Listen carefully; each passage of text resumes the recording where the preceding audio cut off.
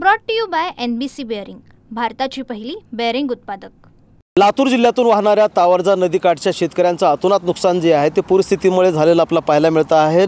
शेतीला पूर्णपणे तलावाचं स्वरूप आल्याचं चित्र आपण पाहत आहोत। भुसणी गावच्या परिसरातलं हे चित्र आहे।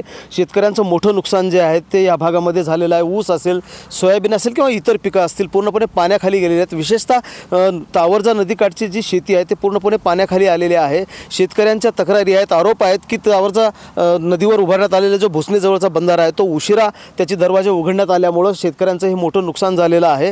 आणि पूर्णपणे लातूर जिल्ह्यामधली स्थिती जर आपण लक्षात घेतली तर मे मध्ये मोठा पाऊस झालेला आहे आणि त्यामुळे जमिनीमध्ये पाणी शोषण्याची क्षमता जी आहे ती पूर्णपणे संपलेली आहे आणि आता थोडाही पाऊस झाला की अशा प्रकारचं चित्र जे आहे ते पाहायला मिळत आहेत। भुसणी गावचे काही शेतकरी आपल्या सोबत आहेत। काय स्थिती झाली आहे तुमची? ही रात्रीच्या पावसामुळे शेतामध्ये पाणी साचलं पण ह्याचं मुख्य कारण म्हणजे हे डॅमचे दरवाजे न उघडल्यामुळं आणि पाणी आमच्या शेतामध्ये आलं, आमच्या शेडमध्ये आलं, जनावरांच्या वासरांच्या तोंडामध्ये पाणी गेलं।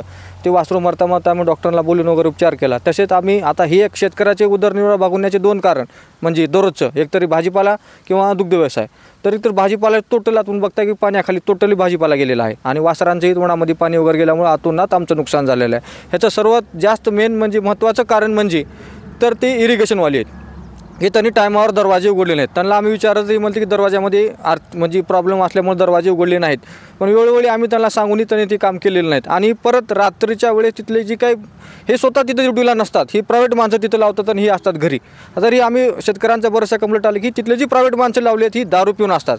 तर आमचं एवढंच म्हणणं आहे की त्यांच्यावर काहीतरी कारवाई झाली पाहिजे आणि ती नाईटला जी ड्युटीला होते त्यांचं मेडिकल चेकअप करण्यात यावं की आम्ही खोटं बोलतोय का खरं बोलतोय ही पण यांच्या सगळ्यासमोर लक्षात यावं। त्यामुळे त्यांच्यावर कारवाई करण्यात यावी, आम्हाला नुकसान भरपाई भेटावी एवढं शासनाला माझी विनंती आहे।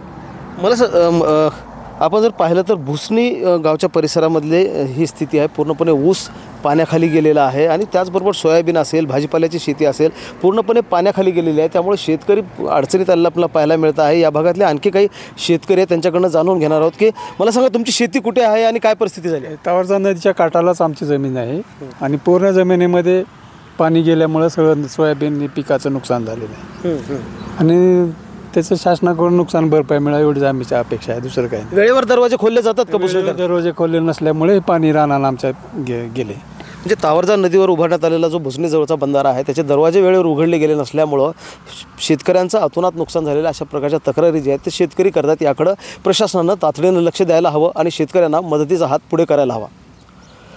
महेंद्र जोंधळे, TV9 मराठी, लातूर।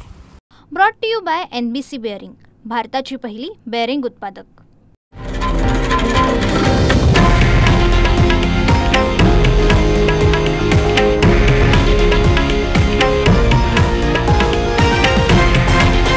हे आहे देशातील नंबर 1 न्यूज नेटवर्क आणि आपण पाहत आहात TV9 मराठी, एकमेव।